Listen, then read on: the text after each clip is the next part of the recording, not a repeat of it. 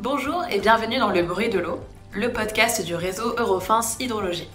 Ce podcast a pour but d'aborder avec des spécialistes divers sujets d'actualité technique et scientifique en lien avec l'analyse des eaux. Je m'appelle Tiana Muro et je serai accompagnée aujourd'hui de Maxime Chéry, chargé d'affaires grand compte pour le réseau de laboratoires Eurofins Hydrologie France. Nous allons parler aujourd'hui de la problématique de la pollution de l'eau potable par les PFAS. Bonjour Maxime. Bonjour Tiana. On a parlé en détail de l'origine des PFAS et de leurs effets sur la santé dans l'épisode 2 du podcast que j'invite nos auditeurs et auditrices à écouter. Mais avant de commencer, est-ce que tu peux nous rappeler succinctement ce que sont les PFAS et à quelles problématiques ils nous exposent ? Bien sûr. Les PFAS, ou substances per- et polyfluorées, sont une famille d'environ 5000 molécules synthétiques. Ces molécules n'existent pas à l'état naturel et ont été créées par l'homme. Elles possèdent des propriétés chimiques extrêmement intéressantes pour de nombreuses applications industrielles, notamment leurs caractéristiques anti-adhésives, imperméabilisantes et leur résistance aux fortes chaleurs. Ce qui rend les PFAS particulièrement préoccupants, c'est leur persistance dans l'environnement. Fortement usitées depuis les années 70, ces molécules ont été largement disséminées dans notre écosystème. Aujourd'hui, elles sont présentes partout dans le monde, y compris dans des zones éloignées de toute source de contamination connue. Au sein du réseau Eurofins Hydrologie, nous avons conduit une étude sur la présence de PFAS dans les eaux de pluie prélevées en France. Cette étude a fait l'objet d'un article scientifique intitulé « It's Raining PFAS » et a démontré la présence de PFAS dans certaines eaux de pluie. Cela n'est pas surprenant, puisque la pluie est l'un des maillons du cycle de l'eau, et que donc tout rejet aqueux porteur de PFAS peut provoquer une contamination de l'environnement, des eaux superficielles ou profondes, et donc d'un transfert, in fine, aux eaux atmosphériques et à la pluie. Alors il y a des études qui montrent qu'on retrouve des PFAS même dans le sang. Comment ces substances entrent dans notre organisme et quels sont les risques pour la santé humaine ? Les PFAS pénètrent dans notre organisme principalement par le biais des aliments et de l'eau que nous consommons, mais aussi en grande partie par contact de la peau avec des surfaces contaminées. Sur le long terme, l'exposition aux PFAS peut provoquer des problèmes de reproduction, des risques accrus de certains cancers, comme celui des reins ou des testicules chez l'homme, des perturbations du système immunitaire et des troubles hormonaux. Plus récemment, des études mettent en lumière le lien entre l'exposition à certains PFAS comme l'acide trifluoroacétique et l'apparition de cancers du cerveau, aussi appelés glioblastomes. Du fait de leur présence dans les sols et dans l'eau, les PFAS se retrouvent notamment dans les légumes, les œufs, le poisson et d'autres aliments que nous consommons régulièrement. Un phénomène particulièrement préoccupant est leur bioaccumulation. Cela signifie que les PFAS s'accumulent tout au long de la chaîne alimentaire. Donc on comprend que les PFAS peuvent se retrouver dans notre organisme. Est-ce que tu peux nous expliquer aussi comment ces substances se retrouvent dans l'eau potable ? Les PFAS contaminent les sources d'eau de plusieurs façons. Ils peuvent provenir de rejets industriels, de l'utilisation de mousse anti-incendie, d'eau pluviale contaminée ou encore de nos déchets. Leur persistance fait qu'ils s'accumulent dans les sols, les eaux de surface et les nappes phréatiques. Le cycle des PFAS dans l'environnement se fait notamment sous la forme de minuscules particules transportées par les embruns dans l'air, puis de nouveau sur la terre ferme. Ils intègrent également, à travers les eaux de rejet, le cycle de l'eau et contaminent ainsi tous les compartiments de l'environnement, dont les réserves d'eau souterraines où sont puisées nos eaux de consommation.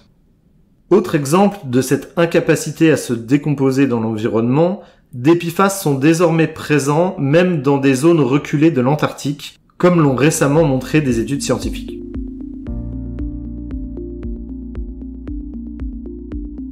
Face à ces risques, comment peut-on détecter la présence de PFAS dans l'eau ? Des laboratoires tels que le nôtre ont développé des méthodes analytiques permettant de détecter la présence de PFAS dans l'air, dans les sols, dans les déchets, les végétaux, les aliments, les produits manufacturés, dans le sang et donc également dans l'eau, ou plutôt dans les eaux. Tout d'abord, nos laboratoires sont accrédités COFRAC. Cela signifie qu'ils respectent un référentiel qualité précis de manière permanente et vérifié par le COFRAC, qui est un organisme indépendant. Cela atteste donc de la maîtrise qualité tout au long de la réalisation des analyses.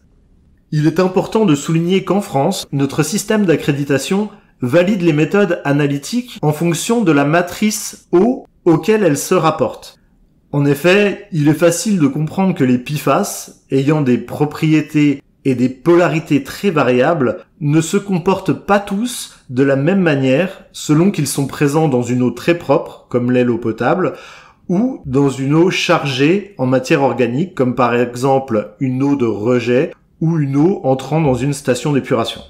Or, si un PFAS se recombine avec des matières organiques présentes dans l'eau, le moyen de l'extraire et de le quantifier sera spécifique. Et donc la méthode d'analyse sera différente pour un même PFAS entre une eau propre et une eau chargée.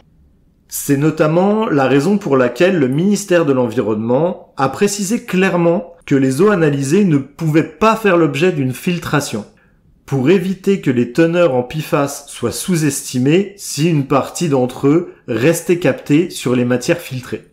C'est aussi la raison pour laquelle il y a potentiellement de grandes différences de fiabilité et de résultats entre les analyses de PFAS selon le pays dans lequel elles sont réalisées. Si en France, l'accréditation est délivrée par type d'eau, dans d'autres pays, ce n'est pas le cas.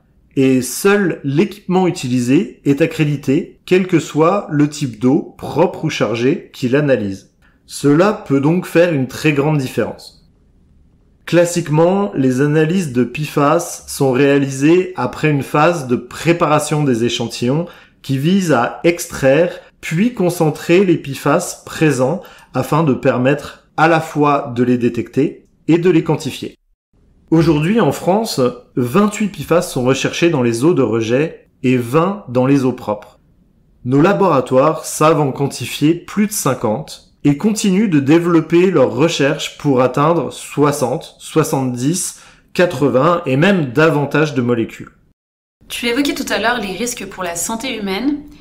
Est-ce qu'il existe des réglementations pour surveiller notre exposition à ces polluants ? Alors oui. Concernant l'eau potable, c'est la directive européenne de décembre 2020 qui cadre la surveillance de 20 PFAS, considérés comme les plus préoccupants pour la santé humaine.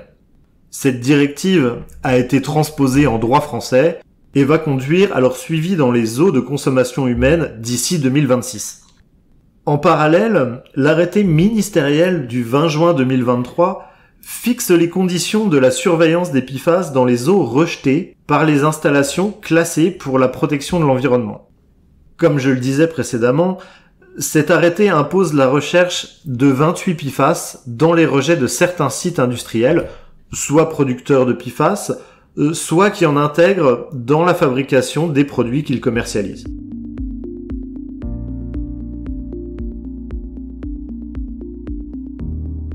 Comment Eurofins peut accompagner les acteurs en charge de la production d'eau potable ? Les laboratoires Eurofins sont en capacité d'accompagner les collectivités, les traiteurs d'eau, les agences régionales de santé, les concitoyens et tous ceux que l'eau potable concerne grâce à une offre complète pour la recherche des PFAS dans ce type d'eau. Cette offre répond aux réglementations actuelles, mais également aux réglementations à venir. Pour obtenir le détail de notre offre PFAS sur les matrices eau, vous pouvez nous solliciter sur l'adresse pfas@eurofins.com. Et enfin, nous sommes en capacité de tester les PFAS short chain et ultra short chain, qui sont les PFAS les plus petits. Ils sont soit produits pour eux-mêmes, soit issus de la dégradation de polymères PFAS. Leur présence dans l'environnement est donc potentiellement encore plus importante que celle des polymères à chaîne plus longue.